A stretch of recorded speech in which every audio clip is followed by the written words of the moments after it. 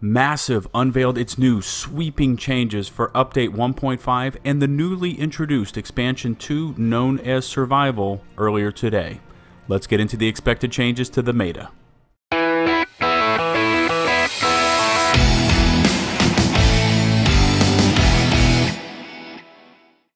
What's going on, ladies and gents? It's LtBuzzLitebeer, and like many of you that play the Division on a daily basis, I have been getting accustomed to the changes that Update 1.4 brought to the player base back on October the 25th. Hamish and Yannick unexpectedly went live today on Twitch and hit us up with everything we should expect in Update 1.5, and never fear, Buzz is here to break them down in an easy-to-understand format. The first and most anticipated portion of Update 1.5 is the new mode, Survival. There are plenty of videos showing some early gameplay, and it will be going live for PC players shortly via the PTS. A quick synopsis is that you are in a server of 24 players and can either select PvP or PvE. You are dropped in with essentially a fresh character and have to make your way through a dark zone-like area until you reach the center. All the while, you will have to fight the effects of cold weather, the virus, and other items through the use of consumables, all while trying to loot mats to craft better clothing and weapons. If you can reach the center and are able to extract your loot, there are sealed caches awaiting you. The estimated total time to finish a round of survival, if you were taking your time, should take around 2 to 2.5 hours. Update 1.5 will also bring in a 5th tier to the world tier system for players with a 230 plus gear score. The NPCs in tier 5 will now be 34s, and the max gear score has again been raised up to 256. Heroic difficulty incursions will now be available in world tier 5. Man, I wonder what the armor mitigation percentages will be for this tier. New named gear items will be available to loot in World Tier 5 or in Survival game mode that bring powerful talents to the game. These will be named after bosses that we have encountered in the game, including Joe Pharaoh, Shortbow, Colonel Bliss, Skulls MC, Larray Barrett, and Ninja Bike, and again these will bring unique talents to their respective gear pieces. Enemy armor damage will function in the DZ or in PvP in Survival. The damage calculation in PvP ignores a percentage of the target's armor equal to 1/3 of the shooter's enemy armor damage. In addition, enemy armor damage is now a major attribute instead of a minor bonus, and will now force PvP players to choose between enemy armor damage or armor as their major attribute.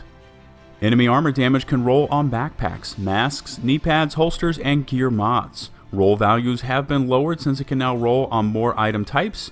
Rolls on existing knee pads will be scaled back and will still be considered as a minor bonus on existing knee pads, and it will be removed from existing masks and replaced with another minor bonus.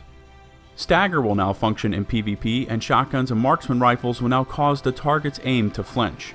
NPCs can now drop crafting materials, and you will get increased rewards the higher your world tier. Open world supply drops will now scale to your world tier, as will your scavenger crate in the base of operations. Vendors will now scale to your player's gear score independent of your world tier, and credits and Phoenix credits will now scale and increase starting from world tier 4 and up. Weapons have also felt the wrath of Update 1.5 with the following changes. All weapon types will now have stronger recoil for hipfire versus aiming down the sights. These changes will be strongest for the marksman rifles, and then in a slightly lessening pattern to LMGs, ARs, SMGs, shotguns, with the least effective being pistols. There are several base weapon mag size changes to the Vector 45 ACP, and the MP7, which was obliterated in Update 1.4, will receive a 16% base damage increase. LMGs were also hit, as the M60 has a base weapon damage increase of 3%, and the Hungry Hog, arguably the best weapon in the game right now, will receive a 13% reduction to base damage. In addition, the M60 and M249 will now take longer to reach full accuracy when fired. The much-hated shotguns in the DZ have received sweeping changes in that they will have lowered aim assist and lowered accuracy. Headshot bonuses have been reduced from 80 to 60%, and the M870 will receive a 12% base damage reduction.